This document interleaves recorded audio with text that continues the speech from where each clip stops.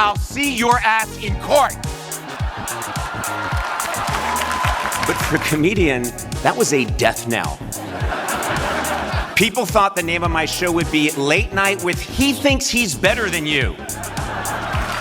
As you are aware, the current administration feels Harvard admits too many foreign students, and who knows, they may have a point. After all, what has any foreigner ever added to our American culture? With the possible exception of music, literature, art, cuisine, fashion, architecture, dance, scientific breakthroughs, and the core of our moral codes and ethical beliefs.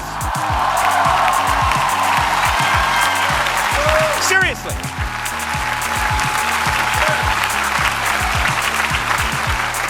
Seriously, if foreigners hadn't gummed up the works, right now we'd all be listening to delightful Calvinist reggae, eating savory Church of England ziti, and dancing the forbidden and sexually charged Lutheran lambada.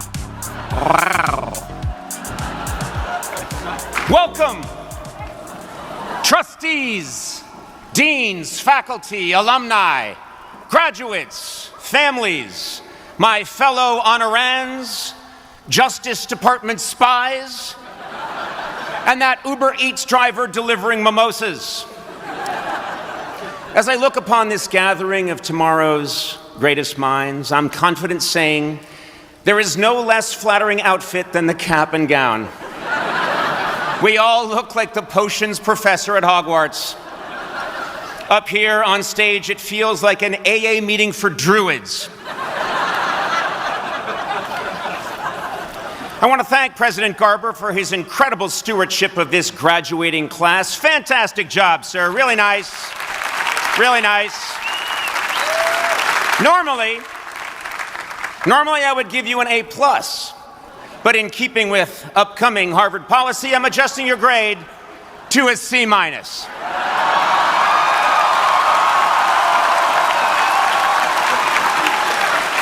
Trust me, it's for the good of the school.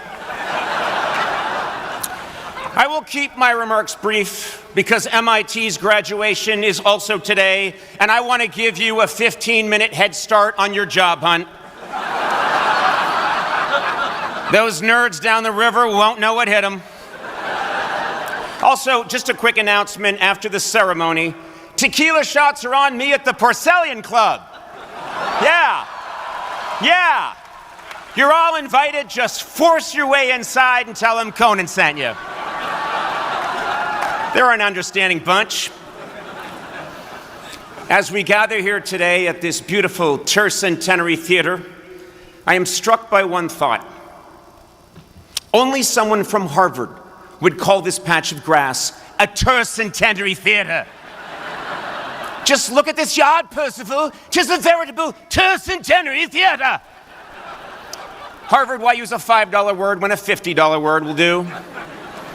It's really nice to be back at the very last place I used the word querulous in a sentence.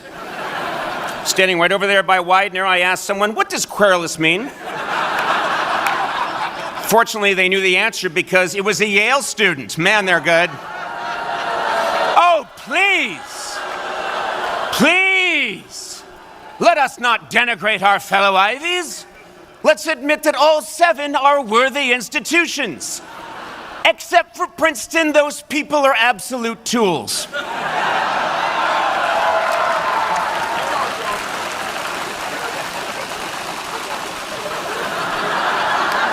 What the hell's going on over there? Yeah.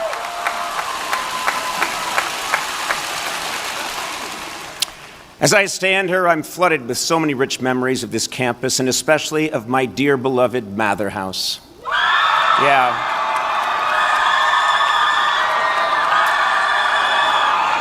Yeah, that's enough. Mather was named after former Harvard president Increase Mather, who was an infamous figure in the Salem witch trials. And if any of you spent more than an hour in Mather House, you know the witches got the last laugh.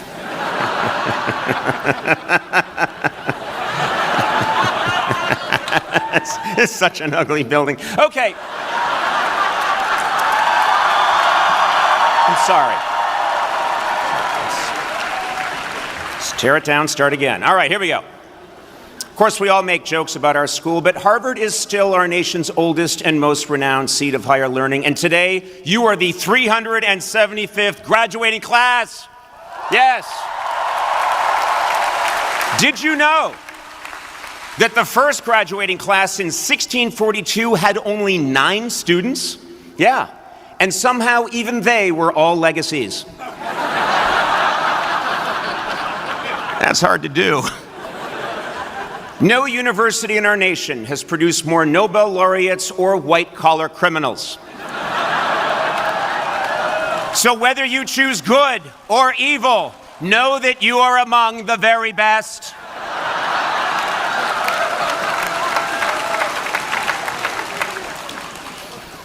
Harvard is indeed an impressive place. Today, this university honors 13 esteemed colleges, and I salute all of you, each and every one. Now, of course, don't push it.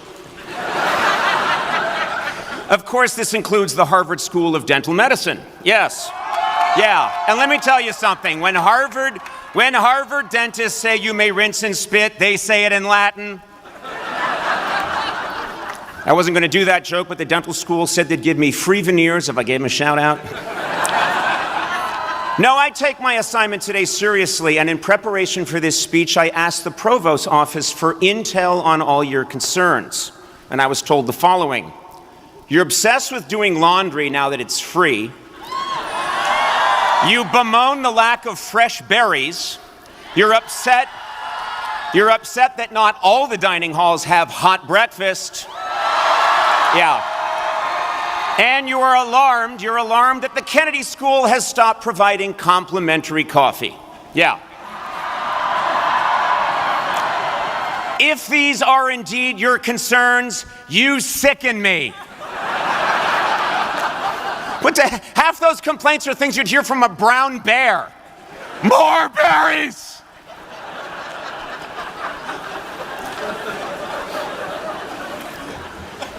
Before I continue, there is one thing I must acknowledge. For your entire academic lives, you have been lectured to by lots and lots of old white men. And now, when you are minutes from getting out the door, Harvard is saying, not so fast. We found one more. He graduated 41 years ago, and he's not just white, but shockingly white. In direct sunlight, you can see his bones. Well, I may be old and white, but let me assure you, I still fit in seamlessly with the long list of Nobel laureates, heads of state, and civil rights activists who have given this commencement address. Now, sure, they did great things, but only I play a talking, potty-training gadget named Smarty Pants in the upcoming Toy Story 5 in theaters everywhere on June 19th.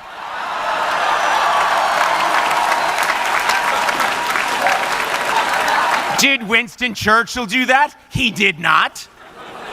Former German Chancellor Angela Merkel? Well, she did audition, but testing showed she frightened children. Yes, I graduated 40 years ago, but I promise you, your lives here were no different than mine was in 1981. Like you, I too had to put an extra long cord on my dorm phone so I could cook my lean cuisine while talking to my friends about Mr. T. Like you, I know the pain of losing my place on the Ms. Pac-Man leaderboard because I was too busy buying an erase cartridge for my Smith Corona typewriter. Yes, we are all bound by these ancient common truths. Now, of course, I understand the unprecedented difficulties you face today, including AI. Yeah, I know. Luckily, AI is not a problem at Harvard. Here, professors have been able to quickly flag students' use of AI thanks to the sophisticated AI software they use to grade papers. It all works out. Yeah, and don't worry. Despite your fears, trust me when I say AI cannot replace you. Yes. It'll be too busy replacing those creeps from Princeton. Anyway, Of course, perhaps the biggest issue facing this institution is that the federal government of the United States is suing our university. Yeah. Many people think I've come today to defend Harvard. Well, sorry, those people are wrong. Not only am I not against these lawsuits, I'm here to announce that I'm joining them. I, too, am suing Harvard. I'm suing Harvard for the cast iron bunk bed that greeted me upon my arrival at Hallworthy 16 my freshman year. A bed that has since been confiscated by The Hague as an instrument of divine cruelty. I'm suing Harvard for allowing me to sign up for a 9 a.m. class at the Science Center and a 10 a.m. class down at Soldiers Field. For God's sakes, I was a child! I'm suing Harvard for my less than spectacular undergraduate sex life. For me having a three-way meant adding a second mirror to my dorm.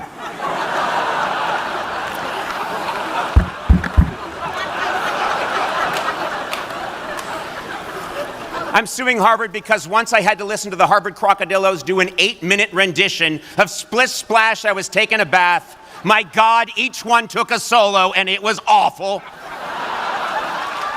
And finally, I'm suing Harvard because, and this is absolutely true, in the spring of my sophomore year, while trying to grab a quick lunch at Adam's house, I was served a meal called Captain Ben's Fish Spaghetti. To this day, I have no idea who Captain Ben is or why someone would combine government-issue cod with spaghetti. Harvard, I'll see your ass in court.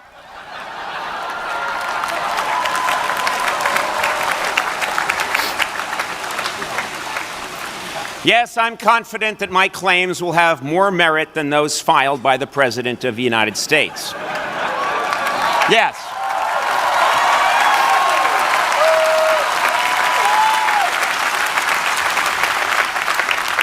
As you are aware, the current administration feels Harvard admits too many foreign students, and who knows, they may have a point. After all, what has any foreigner ever added to our American culture? With the possible exception of music, literature, art, cuisine, fashion, architecture, dance, scientific breakthroughs, and the core of our moral codes and ethical beliefs. Seriously.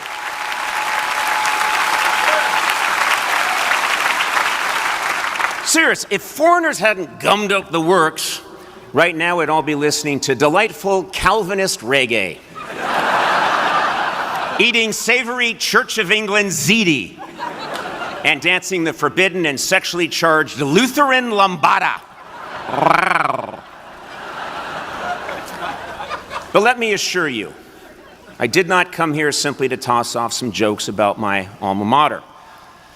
I mean, that was the main reason. But I really do love this school. It changed my life. The day I told my bedridden grandmother, a woman who had never had the opportunity to go to college, that I had been accepted to Harvard, and seeing her weep is one of the happiest days of my life. Of course, it turned out I was sitting on her leg. But I knew in addition to the pain, she felt real joy. And I felt joy as well. Especially when I sat here at my commencement in 1985. I really understand how much hard work it took for all of you to get to this point. And you should feel enormous pride just as I did. On my commencement day, I was content if my Harvard degree was the first thing people knew about me. But what I have found, after all these years, is that I am fine with Harvard being the last thing anyone knows about me. This is not a diss on this institution in any way. I just believe that status, even when it's hard-won, can be double-edged. When I started my career hosting a late-night talk show, there was no internet. The only thing the media knew about Conan O'Brien was that he went to Harvard. That association may have been fine if I were a burgeoning philosopher or physicist, but for a comedian, that was a death knell. People thought the name of my show would be Late Night with He Thinks He's Better Than You, which I would have gone with, but it didn't fit on the shirt. All these years later, Harvard is far, far from the very first thing people think of when they hear my name. I have made 10,000 hours of content, and none of it screams Ivy League education. That's right, I'm the man who went on Hot Ones and rubbed hot sauce on my nipples. I shopped for weed with Kevin Hart and Ice Cube. I got drunk in an American Girl doll store. I've done many things no man should do. And all of this was before I became a Pixar potty training toy. Now, some of you may think, well, that's comedy, Conan. How does that apply to me? And to you I say, how dare you interrupt? I'm giving a commencement address.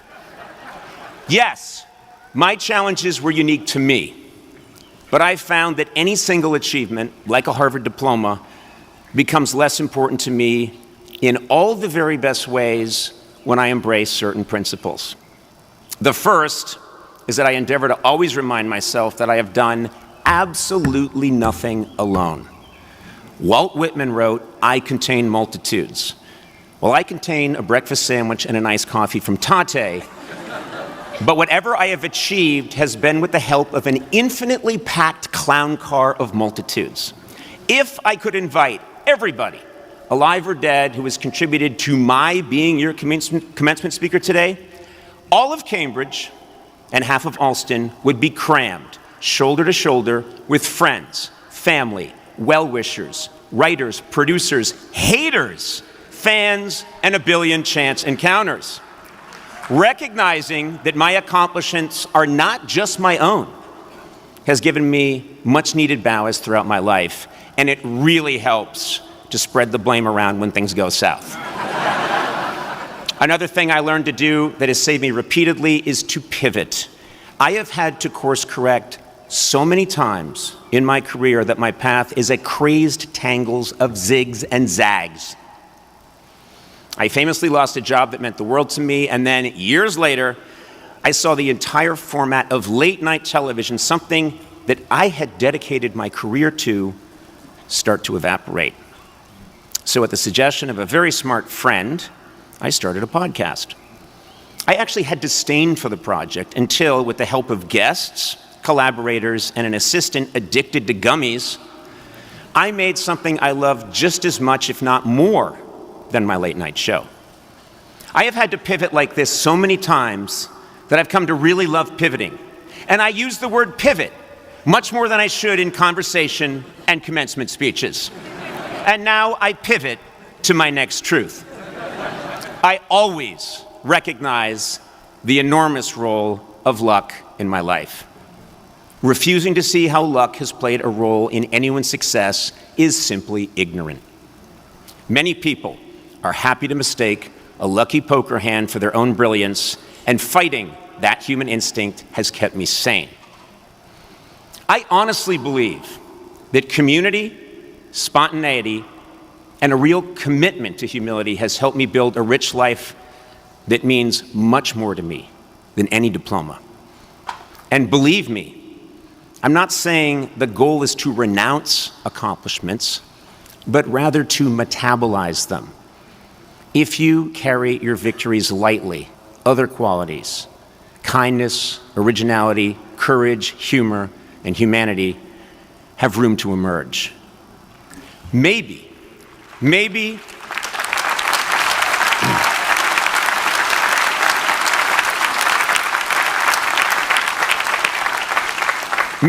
the greatest lessons I've learned along these lines have been through my 24 travel shows. I have degraded myself in Cuba, Ghana, Korea, Armenia, half of Europe, Argentina, Thailand, Mexico, and Greenland, where I visited a real estate office and tried to buy the country. When I travel to another land, every quality I have discussed, community, adaptation, and a sincerely humble approach are all necessary. When you don't speak the language, no one truly cares where you went to college, and you have no choice but to make friends. It's on these travels that I learned a great lesson. Let yourself be bad at things. I have been a bad dancer in every country I have visited. But the people laugh because it turns out everyone everywhere is related to at least one terrible dancer. For me, humility on these trips can easily lead to humiliation, which is also a useful tool. 3 weeks ago, I visited Amsterdam, dressed up as Van Gogh, and forced my way into the Van Gogh Museum, where I started loudly demanding a cut of the merchandising because I made no money during my lifetime. Guards forcibly ejected me. I was roundly mocked by patrons for my pathetic display, but I did see a lot of smiles, and not one person said, "Now that's a Harvard grad."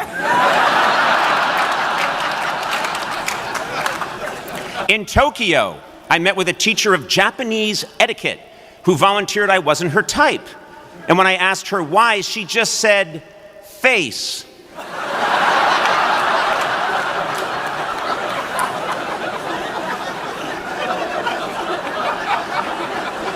In Ghana, after accepting a royal invitation, I was kicked out of the Ashanti Palace by the Queen Mother because her favorite soap opera was starting. I understand that I am preaching modesty and connection at a time when this is not in style. We are living through a period of extreme narcissism. Our current leadership in Washington believes that empathy is a weakness and that our nation stands supreme and alone. Add to that, everyone here today has a phone in their pocket that is algorithmically programmed to celebrate you and you alone by making you the protein-maxing hero of your own special journey. Much has been written about how isolated and siloed we've become, but for me, the antidote is quite simple. By de-emphasizing what makes us special, in your case, a prize degree, we can really find one another, not as an exercise in virtue, but as a path towards greater laughter, love, and real growth. And believe me, I struggle daily with my own pretensions. I am aware that I am telling you to transcend your glories as I stand on this stage, accepting a doctorate I didn't really earn, while dressed like a 12th century pope. Big surprise, I have a giant ego.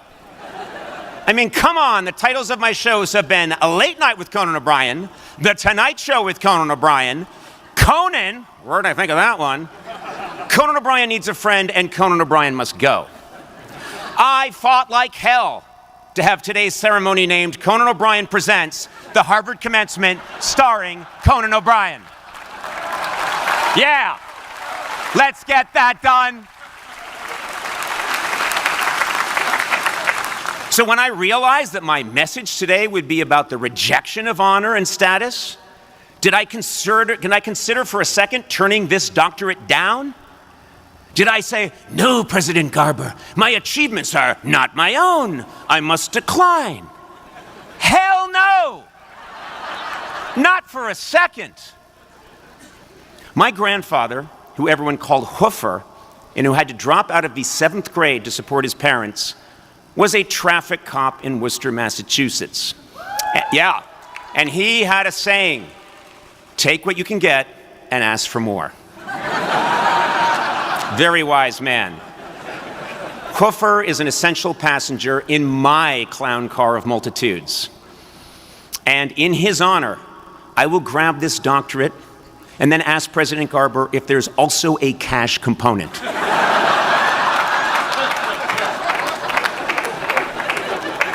You see, I, like you, am still very much a work in progress. But the ideals I stress today have made my life infinitely richer and happier. So maybe my wish for you is not that Harvard becomes the last thing people know about you, but instead that Harvard becomes the least important thing people know about you.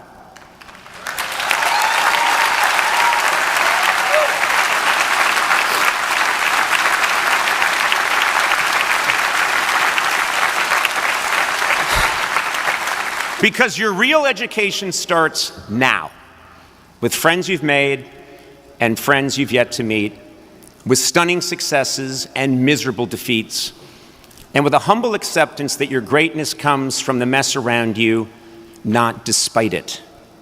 From the depths of my heart, I congratulate you, class of 2026, not for any piece of paper you received today, but because of your hard work, determination, humanity, and the boundless community that you have and will create. Let us all resolve on this great day to go forward together and see Toy Story 5 in theaters everywhere June 19th. Thank you.